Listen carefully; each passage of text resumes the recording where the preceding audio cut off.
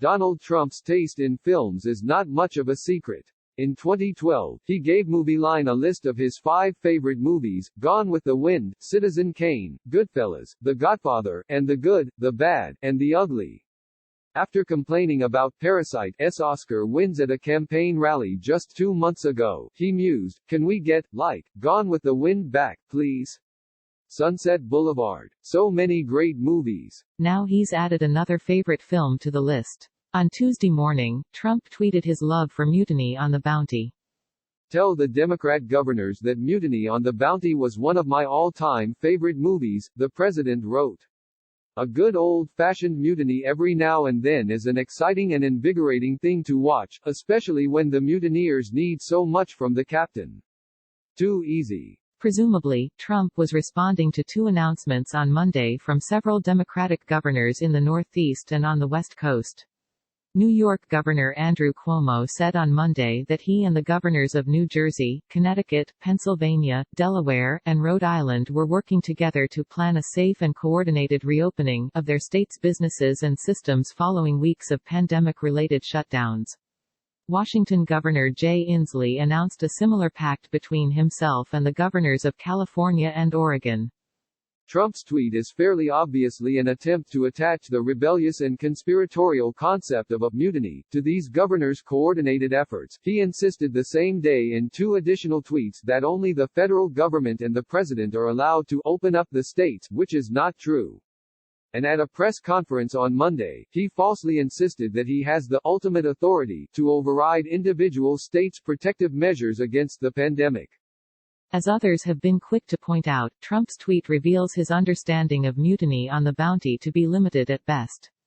Trump didn't say which of the 5 versions of the story is one of his all-time favorite movies.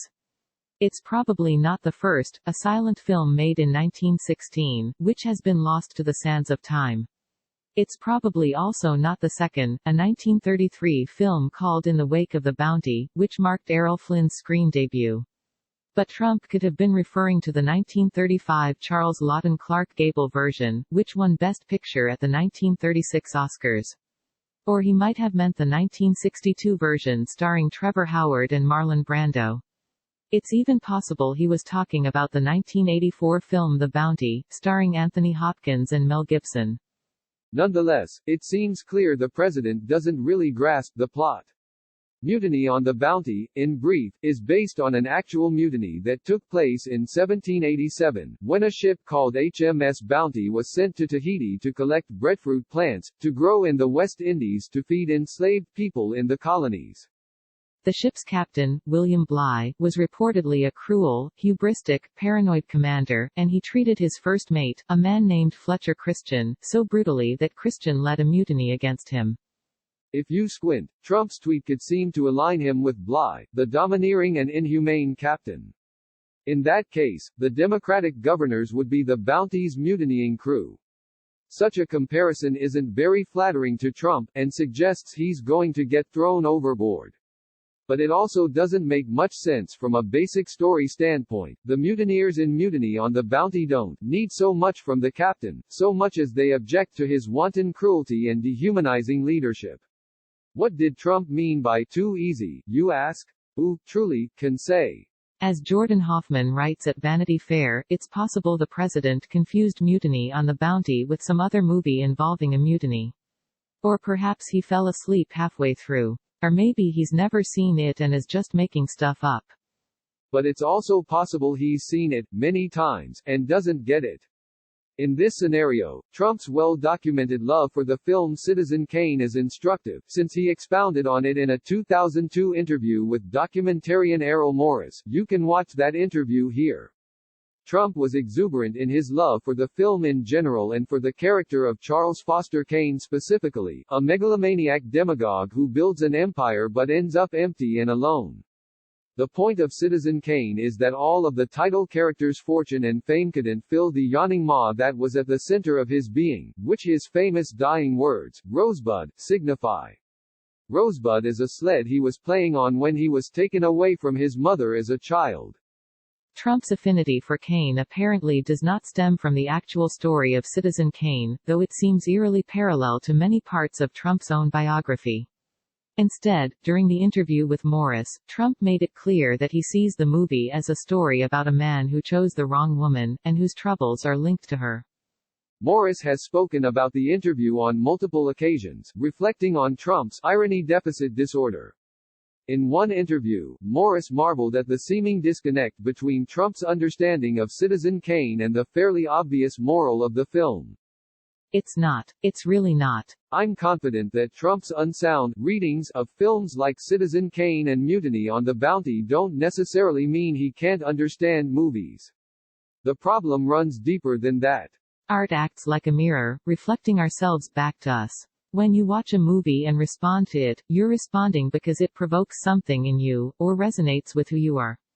But art also acts like a window. A movie doesn't have to tell a story about someone just like you for you to respond to it. Movies can give you a look into a deeper reality, something beyond yourself.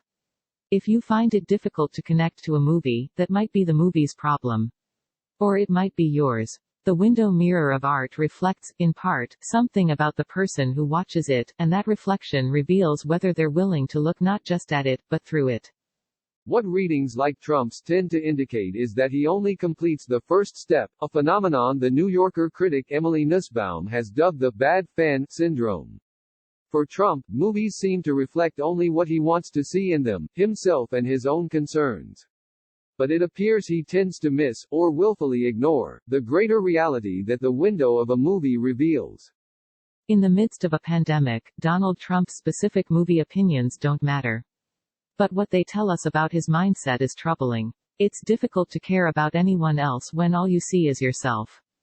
Support Vox's explanatory journalism. Every day at Vox, we aim to answer your most important questions and provide you, and our audience around the world, with information that has the power to save lives.